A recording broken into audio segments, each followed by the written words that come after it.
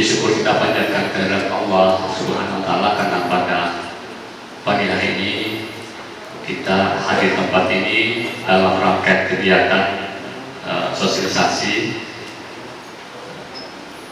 pemilihan dan alokasi kursi anggota DPR wakil rakyat daerah, Dewan Perwakilan Rakyat Daerah Provinsi dan Dewan Perwakilan Rakyat Daerah Kabupaten dalam pemilihan umum tahun 2024.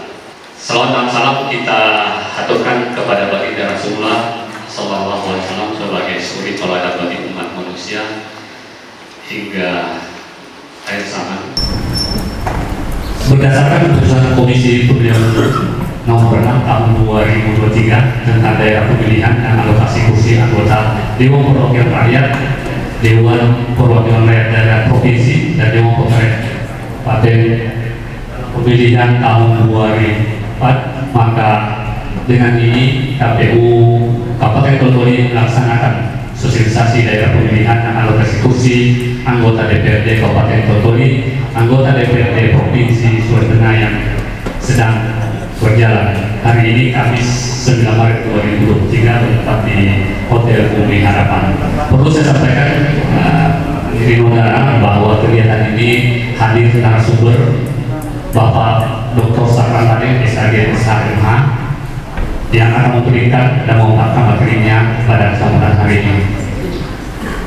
Hadirin undangan yang saya muliakan, tahapan pemilu tahun 2024 dan pilkada tahun 2024 yang sedang berjalan. Saya sampaikan kegiatan ini saling beririsan antara satu tahapan dengan tahapan yang lainnya, dan perlu saya sampaikan juga bahwa dalam pelaksanaan pemilu dan pilkada serentak dibutuhkan kerja-kerja sinergitas dan kerjasama dan membangun mitra, dan perlu saya sampaikan bahwa kami berpihak membutuhkan kerja-kerja integritas, kemudian tetap menjaga netralitas, profesionalitas 2024. Ada beberapa hal yang perlu saya sampaikan dalam sambutan saya, bahwa kegiatan yang sedang berjalan memang kegiatan tahapan yang beririsan.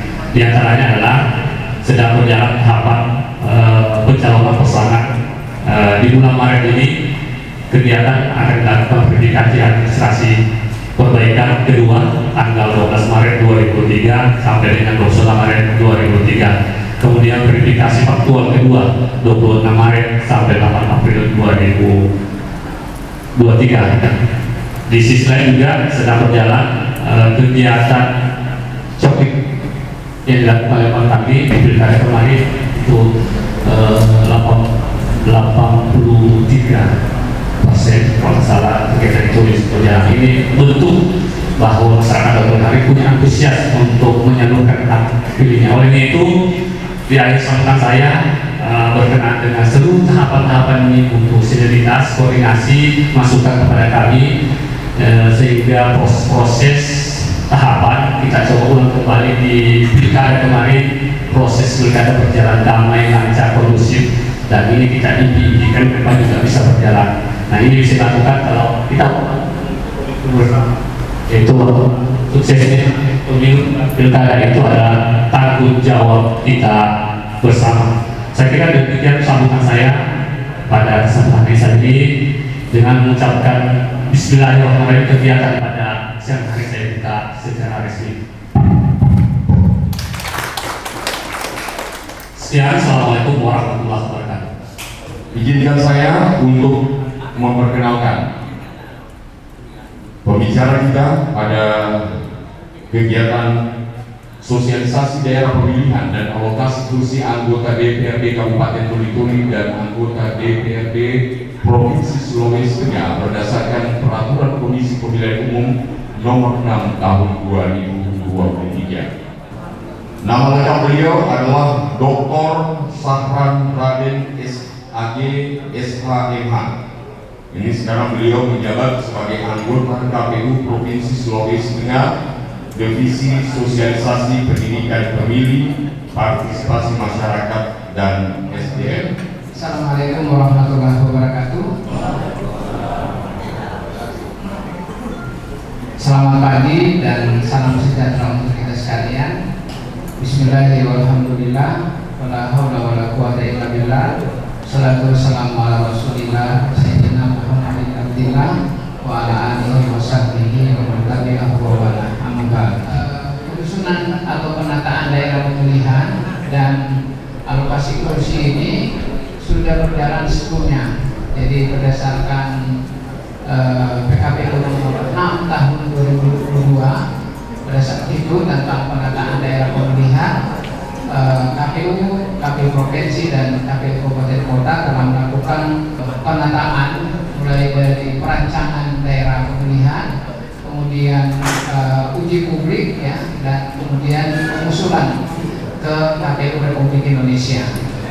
KPU sudah mengundangkan peraturan KPU nomor 6 tahun 2023 ini sebagai salah satu produk hukum dalam kerangka hukum pemilu kita untuk melaksanakan tahapan pemilu kita.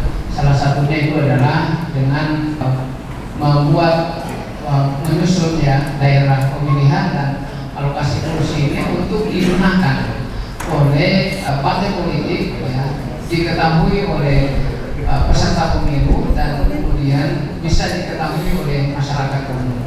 Karena daerah pemilihan ini adalah, kalau kita lihat dalam kajian-kajian aspek pemilu ya, studi-studi kepemiluan, sebenarnya daerah pemilihan ini masuk dalam kategori proses pemilu atau electoral proses.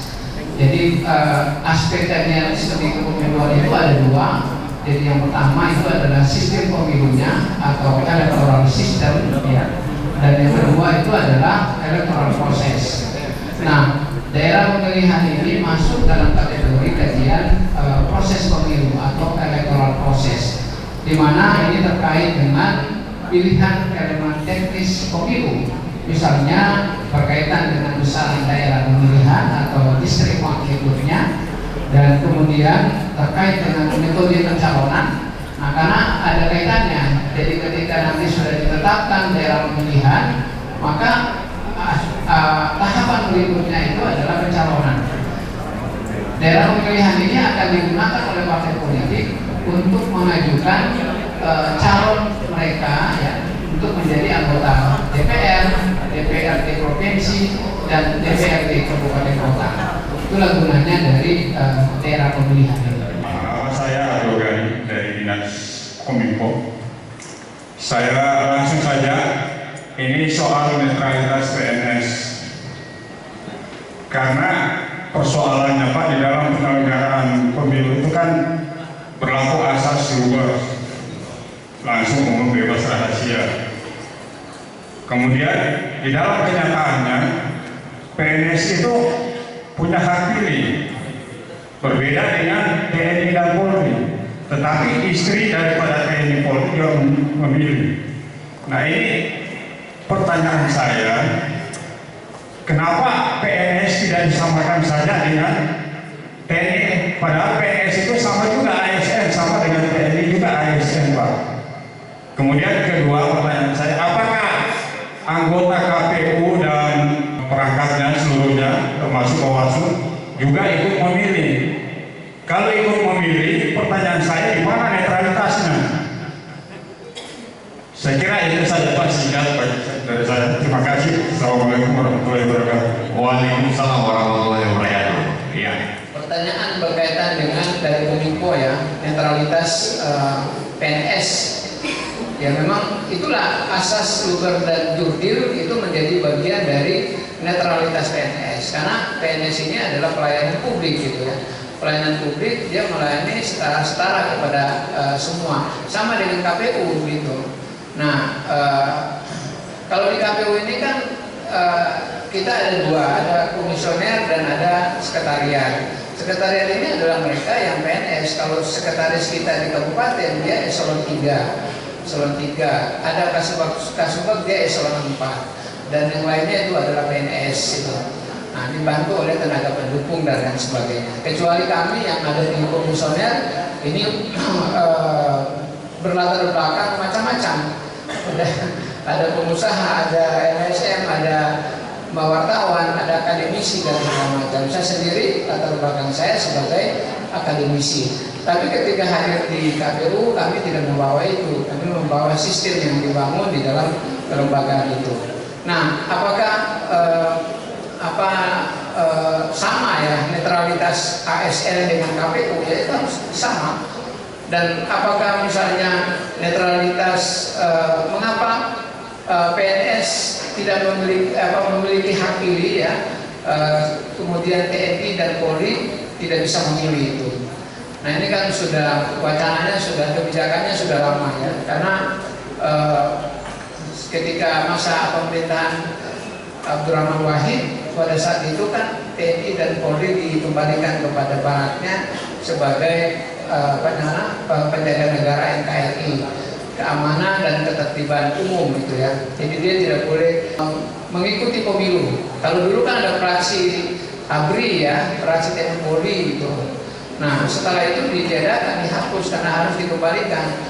Kita bisa membayangkan satu saat kalau misalnya TNI Polri bisa ikut pemilu, dia bisa memilih, dengan kemudian ada terjadi situasi politik yang sangat darurat, dia bisa menggunakan senjata. Kira-kira begitu. Berbeda dengan PNS kan, PNS tidak punya senjata itu. Jadi dia konstruksi pembentuk undang-undang menganggap bahwa PNS memiliki, karena dia sifatnya netralitas dan sipil, maka dia bisa memilih itu, dia bisa memilih. Nah, untuk menentukan, karena ini sebagai hak konstitusional sebagai warga negara, masyarakat sipil itu bukan.